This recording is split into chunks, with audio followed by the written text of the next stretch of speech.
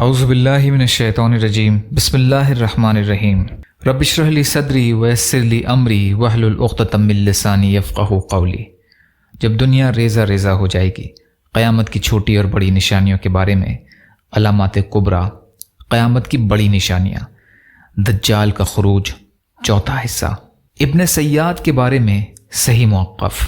ابن سیاد مسیح دجال یعنی دجال اکبر نہیں تھا، بلکہ وہ ہیلے باز دجالون میں سے ایک دجال تھا۔ اس کے پاس کہانت تھی اور شیاطین اسے بعض چیزوں کے بارے میں آگاہ کر دیتے تھے۔ قرآن کریم میں دجال کا ذکر نہ ہونے میں حکمت۔ دجال کا فتنہ عظیم الترین فتنہ ہے۔ نبی کریم صلی اللہ علیہ وسلم کو اپنی امت کے بارے میں اس فتنے کا بہت خوف تھا۔ تمام انبیاء اکرام علیہ الصلاۃ والسلام نے بھی اپنی امتوں کو دجال کے فتنے سے خبردار کیا تھا۔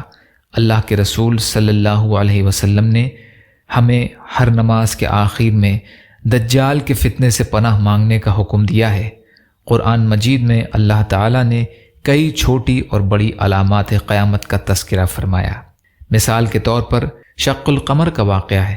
ارشاد باری تعالیٰ ہے، قیامت بہت قریب آ پہنچی اور چاند شک ہو گیا۔ سورہ قمر کی آیتوں کا ترجمہ۔ اسی طرح یاجوج اور ماجوج کا نکلنا ہے۔ ارشاد باری تعالیٰ ہے، یہاں تک کہ یاجوج اور ماجوج کھول دیے جائیں گے اور وہ ہر بلندی سے دوڑتے ہوئے آئیں گے۔ سورہ انبیاء کی آیت کا ترجمہ۔ لیکن اللہ تعالیٰ نے دجال کا نام لے کر وضاحت سے قرآن مجید میں اس کا ذکر نہیں فرمایا۔ اس کے عدم ذکر میں کیا حکمت پناہ ہے؟ اس بارے میں درج ذیل باتیں کہی گئی ہیں۔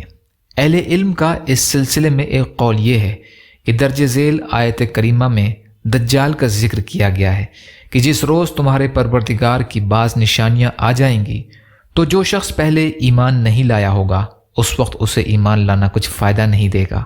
سورہ انعام کی آیت کا ترجمہ۔ کیونکہ اس بات کی وضاحت نبی اکرم صلی اللہ علیہ وسلم کی اس حدیث سے بھی ہوتی ہے جس میں آپ صلی اللہ علیہ وسلم نے فرمایا، جب تین چیزیں ظاہر ہو جائیں گی تو کسی ایسے شخص کا ایمان اسے فائدہ نہ دے گا جو پہلے سے ایمان والا نہ ہوگا۔ دجال کا نکلنا، خروج دابہ یعنی ایک جانور کا نکلنا، اور سورج کا مغرب سے طلوع ہونا۔ دوسرا قول یہ ہے کہ قرآن مجید میں عیسیٰ ابن مریم علیہ السلام کی طرف اشارہ موجود ہے۔ ارشاد باری تعالیٰ ہے، اور اہل کتاب میں سے کوئی ایسا شخص نہیں ہوگا مگر ان یعنی عیسیٰ علیہ السلام کی موت سے پہلے ان پر ایمان لے آئے گا۔ سورہ نساء کی آیت کا ترجمہ۔ اللہ تعالیٰ ایک دوسری جگہ ارشاد فرماتے ہیں کہ اور وہ یعنی عیسیٰ علیہ السلام قیامت کی ایک نشانی ہے، تو اے لوگوں اس قیامت میں تم ہرگز شک نہ کرو۔ سورہ زخرف کی آیتوں کا ترجمہ۔